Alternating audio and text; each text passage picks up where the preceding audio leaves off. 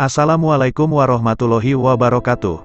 Sahabat Alkisah yang dirahmati Allah, pada video kali ini akan menyajikan kisah Nabi Ismail alaihi salam dan awal mula adanya haji, kurban dan air zam-zam yang fenomenal sampai sekarang.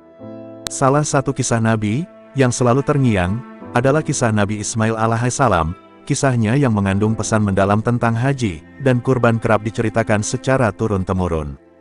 Nabi Ismail merupakan anak dari bapak para nabi, yakni Nabi Ibrahim dan Siti Hajar. Karena kisahnya yang penuh kebijaksanaan, maka sudah seharusnya umat Islam tahu kisah Nabi Ismail secara lengkap. Allah Subhanahu wa Ta'ala berfirman dalam surat Maryam ayat 54. Artinya, dan ceritakanlah, hai Muhammad, kepada mereka kisah Ismail yang tersebut di dalam Al-Quran. Sesungguhnya ia adalah seorang yang benar janjinya, dan dia adalah seorang rasul dan nabi.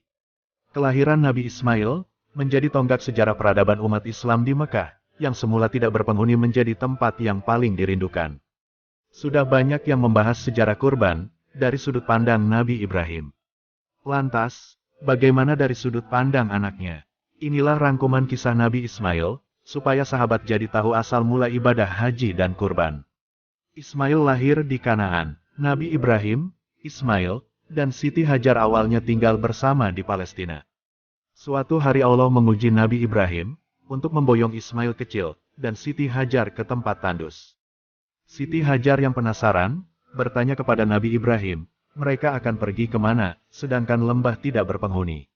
Ia terus mengulang pertanyaan hingga akhirnya keluar perkataan pamungkas. Apakah Allah yang memerintahkan kamu? Nabi Ibrahim pun mengiyakan, lalu Siti Hajar jawab, dengan keyakinan bahwa Allah tidak akan menelantarkan mereka. Nabi Ibrahim meninggalkan mereka dengan perasaan kalut, sambil berdoa agar Allah senantiasa melindungi mereka. Demikian Siti Hajar yang terus meyakinkan dirinya, bahwa Allah tidak akan meninggalkannya sendiri. Ia bertahan hidup dari bekal air yang dibawa dari Syam, Palestina. Lama-kelamaan, persediaan bekal habis, Siti Hajar haus, begitu pula Ismail kecil, yang menangis untuk meminta minum. Siti Hajar pun berusaha mencari sumber mata air, dengan berlari dari Bukit Safa dan Bukit Marwah, sebanyak 7 kali. Hasilnya nihil, karena tempat tersebut tidak ada penghuni, selain mereka berdua. Tiba-tiba, ada yang menyapa Siti Hajar, saat ia berada di puncak Bukit Marwah. Ia dengarkan dengan seksama, bahwa seseorang akan menolong Hajar dan anaknya. Ternyata, Allah menurunkan malaikat Jibril, untuk membuat sumber mata air, yang kelak menjadi buah tangan, favorit para jamaah haji. Sambil menangis, Ismail kecil menghentakkan kakinya, dan keluarlah air jernih, dari tanah yang tandus. Hajar senang sekali hingga bergumam, Sam, Sam, Sam, yang artinya berkumpul. Itulah asal mula sa'i, sebagai salah satu tahapan saat haji, dan segarnya air zam-zam yang dirindukan oleh jamaah haji di seluruh dunia. Allah SWT mencatat kisah Hajar, bola-balik Bukit Safa dan Marwah dalam surat Al-Baqarah ayat 158. Artinya, sesungguhnya Safa dan Marwah adalah sebahagian dari syiar Allah. Maka barang siapa yang beribadah haji ke Baitullah atau berumrah, maka tidak ada dosa baginya mengerjakan sa'i antara keduanya.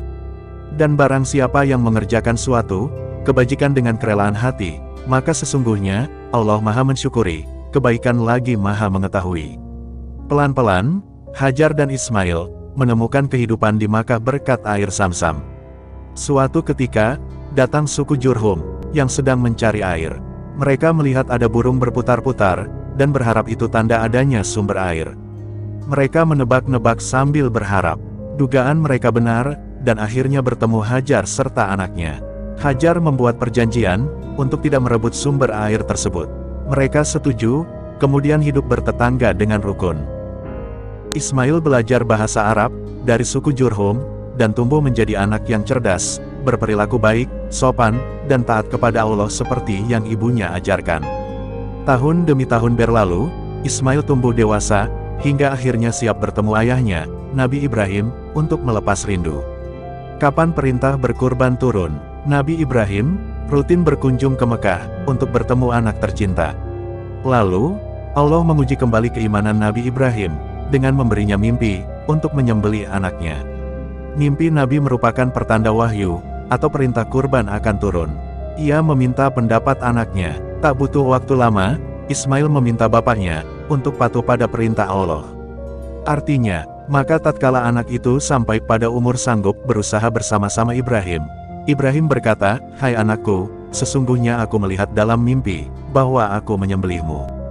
Maka fikirkanlah apa pendapatmu." Ia menjawab, "Hai bapakku, kerjakanlah apa yang diperintahkan kepadamu. Insya Allah kamu akan mendapatiku termasuk orang-orang yang sabar." Qs As-Safaat 102. Nabi Ibrahim membawa Ismail ke perbatasan Mina dan Musdalifah. Menurut catatan sejarah, lokasi penyembelihan berada di Jabal Kurban. Masih dekat dari tempat peristiwa, iblis menggoda Nabi Ibrahim supaya penyembelihan batal. Tak tinggal diam, ia menyambitnya dengan batu, yang kini dikenal dengan sebutan lempar jumroh saat prosesi haji.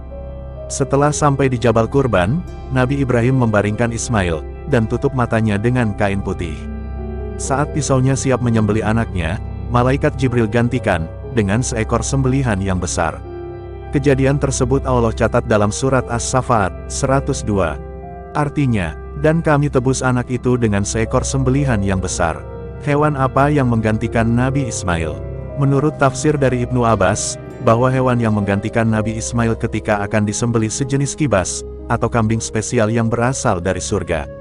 Ibnu Abbas mengatakan bahwa kibas adalah hewan persembahan dari Habil saat ia berkompetisi dengan Kabil. Tujuannya yaitu untuk mendekatkan diri kepada Allah. Allah menerima kurbannya, lalu kambing tersebut dipelihara di surga untuk menebus Ismail. Peristiwa yang dialami Nabi Ismail menjadi awal mula turunnya perintah berkurban untuk umat Islam yang memiliki kemampuan lebih dari segi finansial. Nabi Ibrahim dan Ismail membangun Ka'bah. Kisah petualangan anak dan bapak yang Allah istimewakan ini masih berlanjut. Allah memerintahkan Nabi Ibrahim untuk membangun Ka'bah sebagai rumah ibadah pertama bagi manusia. Ia membangun Ka'bah langsung di bawah bimbingan Allah melalui perantara awan. Usai menentukan derajat posisi, Nabi Ibrahim membangun pondasi. Lalu, ia meminta tolong kepada Ismail untuk mencari batu paling bagus sebagai penanda manusia. Ismail bertemu Jibril dan memberikannya batu hitam yang dikenal sebagai Hajar Aswad. Ia berlari menemui ayahnya untuk memberikan batu cantik tersebut. Betapa senangnya Nabi Ibrahim hingga mencium batu tersebut berkali-kali. Usai peletakan batu, Nabi Ibrahim dan Ismail berdoa kepada Allah agar banyak yang berkunjung ke Mekah untuk melihat Ka'bah.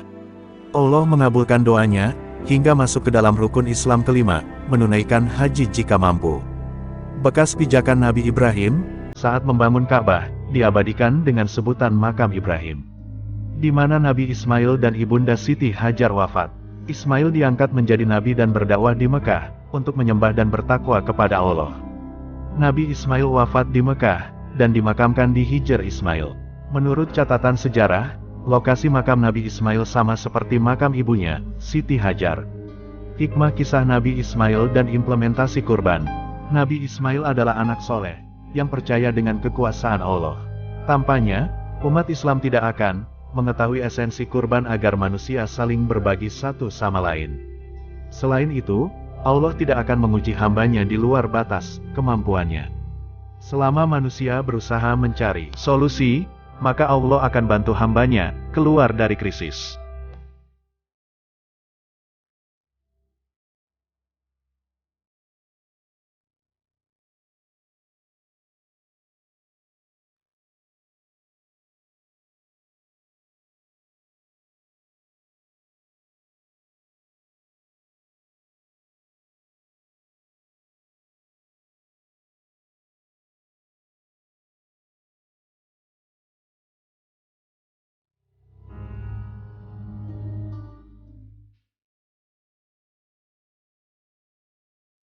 Baik, sahabat Al-Kisah yang dirahmati Allah, sekian dulu video dari saya. Terima kasih sudah menonton, nantikan kisah-kisah Islami berikutnya. Jangan lupa untuk subscribe, like, komen dan share tentunya. Syukron.